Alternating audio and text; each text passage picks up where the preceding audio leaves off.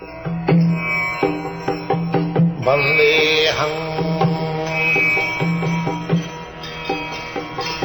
Sri Guru.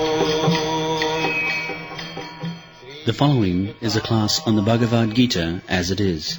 First chapter, text number 7, given by His Divine Grace, A.C. Bhaktivedanta Swami Prabhupada. Recorded on the 11th of July, 1973, in London, England.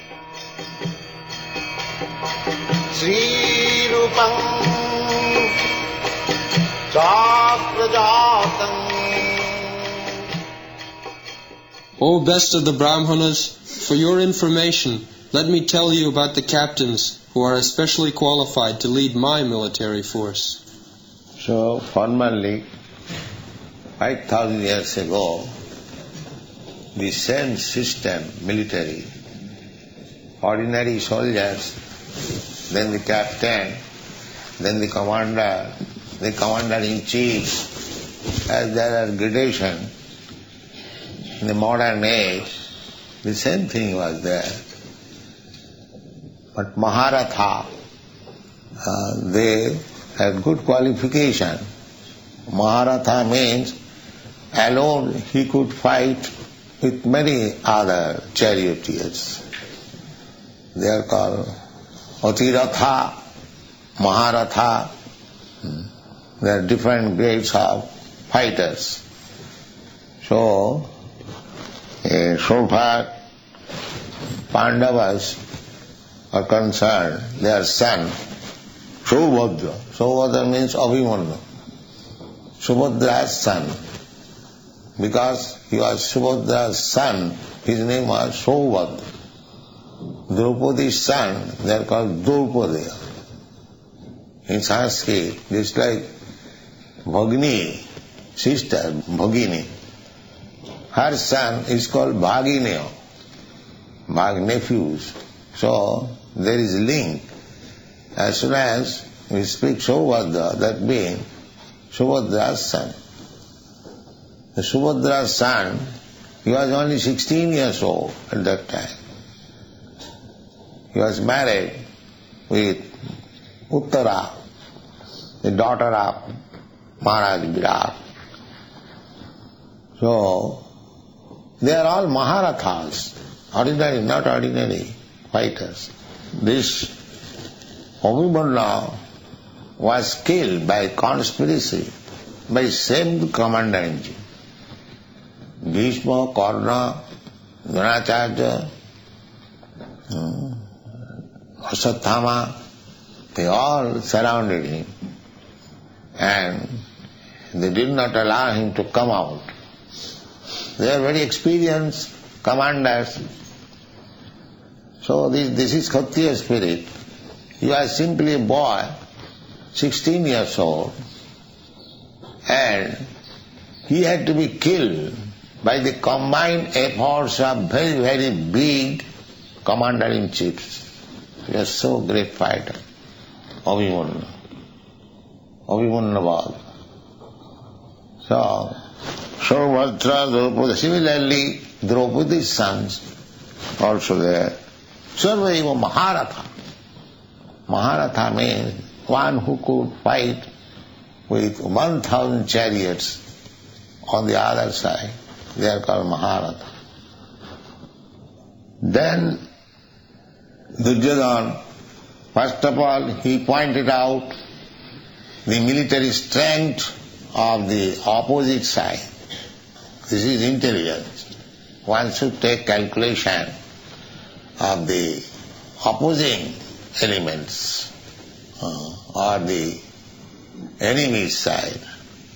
In fighting, the first thing is to take estimation of the enemy's side. How much they are strong, how they have arranged. Then one should calculate how to counteract, how to fight with them. This is intelligence. Without taking any calculation of the other side, if you are not prepared, then how you can become victorious? This is sane proposal. That is, upayam chintayet pragya apayam cha chintayet. A pragya, an intelligent man, not only think of the bright side, or this business or this fight or this, and so many things we have to deal with. Simply we should not calculate the brighter side. There is darker side also. We should always think, if there is some thief, if there is some rogue, the cheaters, then what precaution I am going to take. And this is intelligence. If I simply calculate that in this business I will make so much profit, in the meantime somebody comes and cheats me and go away, then therefore, upayam chintayet pragya apayam cha chintayet. Darker side also should be thought. That is intelligence. Just like that, after calculating the darker side, enemy means darker side. They can defeat me at any moment. That is darker side. So after calculating their strength, then Duryodhana is speaking about his own strength. Asmakam tu visishtyaji. Visishta. Not to speak of the ordinary soldier, but visishta. Visishta means those are specifically to be mentioned. High officers. Asmakam tu visishtyaji. Tang nibodha dijuttam. He was in commander-in-chief.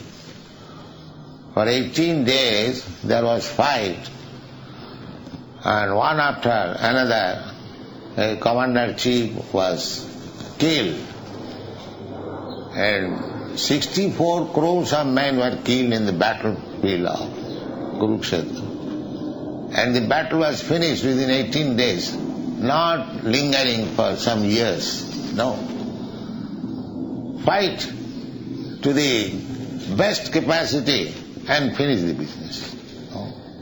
So everyone, both the sides, Pandava's side and Kaurava's side, all were killed. The Saubhadra, Draupadaya, everyone was killed. And the other side also. Only the 5 brothers, they remained, and the one grandchild who was in the womb of the mother, he remained. Otherwise everyone is finished. Within 18 days. Such a great fight it was. And people from all parts of the world, they joined the battle of Kurukshetra. Somebody was criticizing me, that Swamiji, you are introducing this Hare Krishna movement, people are becoming coward. They simply chant Hare Krishna. So I replied that you will see the power of Hare Krishna movement in due course of time. He required, because there are 2 battles in India. The battle between Ravan and Ram. Ravan. The battle of Rama.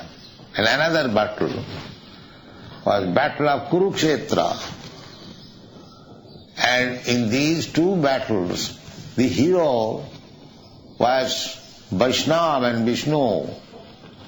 In the Ram-Ravan battle, Lord Ramchandra was there, and his devotee Hanuman, Bajrangaji. Similarly, in the battlefield of Kurukshetra, Krishna was there, and his devotee Arjuna was there. So, Vaishnavas, they do not simply chant Hare Krishna. If there is need, they can fight under the guidance of Vishnu and become victorious. Vaishnavas, one qualification is, out of 26 qualifications, one qualification is dokha, expert. If there is need of fighting, they can fight like very expert. That is also needed. Krishna consciousness does not mean one-sided. Krishna as all-pervading. The Krishna consciousness movement also should be all-pervading. It should touch everything, even politics, sociology, everything is required. And that is the end. Because Krishna's mission is Jada jada hi dharmasya glani bhavati bharata paritranaya sadhunam vinasaya cha duskritam. There is two missions. Not only to give protection to the devotees, but also to kill the demons. To kill the demons. That is one side. So the devotees of Krishna should be trained up both ways. Not only to give protection to the devotees, to give them encouragement, but if need be, they should be prepared to kill the demons. That is Vaishnavism. It is not cowardism. It is not cowardism. When need be. Generally, a Vaishnava is non-violent. Just like Arjuna. In the beginning, he was non-violent, Vaishnava. He said, Krishna, what is the use of this fighting? Let them enjoy. So, by nature, he was non-violent. But he was induced by Krishna to become violent. Your non-violence will not help. You become violent. You kill them. I want. So, if Krishna wants, we shall be prepared to become violent also. And Krishna, that is open secret. That paritranam sadhunam vinasaya cha duskritam. Two business of Krishna, two sides. So, those are devotees of Krishna, they should be trained up both ways. They should be prepared. But generally, there is no question of becoming violent, unnecessarily. As the modern politicians, unnecessarily they declare war. A Vaishnava does not do so. No, unnecessarily. There is no need of it. When it was completely impossible to settle up the things between the Pandavas and the Kauravas, then Krishna said, all right, then there must be fight. When Duryodhana declined to spare in a portion of land holding the Suchagra, the point of a needle, he refused that I cannot spare in so much land which can hold the point of a needle. Then the war was declared. There is no question of settlement.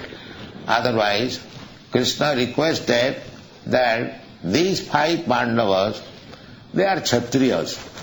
They cannot become merchant or Brahmana. Brahmana's profession is Patan, Patan, Jajan, Jajan, Dan, Pratigya. Brahman can take charity from others.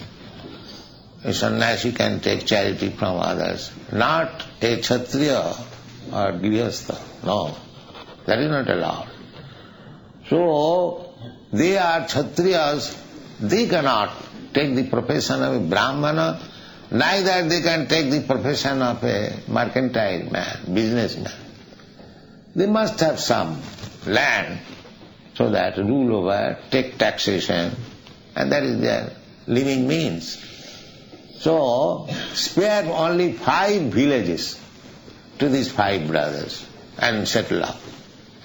Or what Duryodhana replied, no sir, what do you speak of 5 villages? We cannot spare even so much land which can hold the point of needle. Then the war was. So Vaishnava, they are non-violent. But if need be, they can become violent, for Krishna's sake. This is the battle of Kurukshetra. So, anyone? Or end here? All right, end here. Chant Hare Krishna.